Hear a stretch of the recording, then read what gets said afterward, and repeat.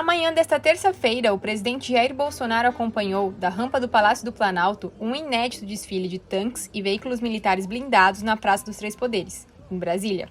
O evento ocorre no mesmo dia em que o plenário da Câmara deve rejeitar a proposta de emenda à Constituição do voto impresso, uma das bandeiras de Bolsonaro nos últimos tempos. A inédita passagem de mais de 40 viaturas entre jipes, blindados, tanques e caminhões foi justificada como uma forma de convidar o presidente a assistir à Operação Formosa, na semana que vem. Maior treinamento da Marinha, essa operação acontece todos os anos desde 1988, no município de Formosa. Porém, nunca antes os veículos militares que saem do Rio de Janeiro em direção a Goiás desfilaram pelo centro político da capital. Além disso, a Operação Formosa tradicionalmente não incluía, como ocorre nessa edição, a participação do Exército e da Aeronáutica. Conforme revelou a colunista Eliane Cantanhede, a ordem para que a Marinha desviasse seus tanques para os arredores do Congresso Nacional partiu do Palácio do Planalto e do Ministério da Defesa.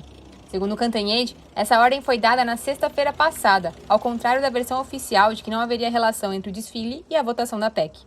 Organizada de última hora durante o fim de semana, essa manobra inusual foi interpretada por parlamentares, aliados e opositores como uma tentativa de intimidação do Congresso brasileiro, especialmente diante da perspectiva de derrota do voto impresso na Câmara.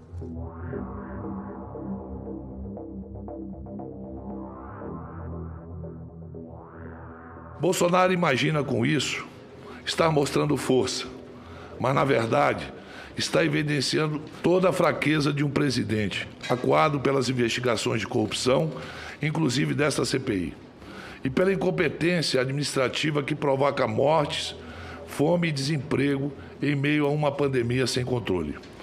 O presidente cria uma encenação, uma coreografia, para mostrar que tem o controle das Forças Armadas e pode fazer o que quiser com o país.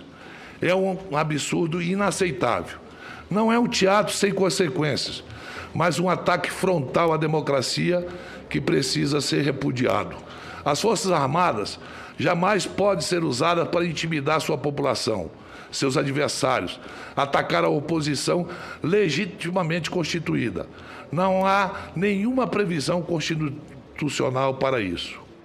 Ora, senhor presidente, nós ficamos cansados de tanto ouvir nessa comissão, alguns tentando desviar o curso dessa comissão, dizendo que essa era uma CPI circense, era uma CPI do circo.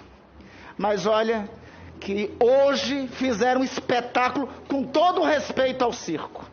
Mas hoje resolveram fazer um lamentável espetáculo circense na esplanada dos ministérios.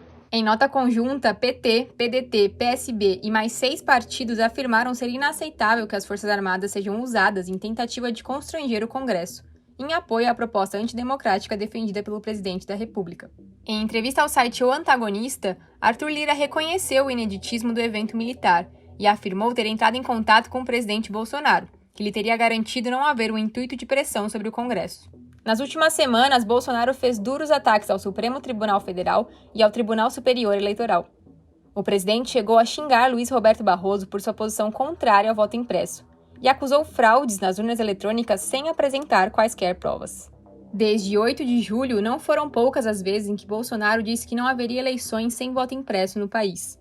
Como revelou o Estadão, a ameaça também foi feita naquele mesmo dia pelo ministro da Defesa, Walter Braga Neto, a um importante interlocutor político, que tratou de repassar o recado ao presidente da Câmara, Arthur Lira.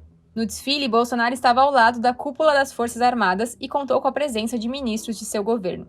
Porém, o vice-presidente Hamilton Mourão não estava presente. O evento também foi acompanhado por alguns apoiadores do presidente.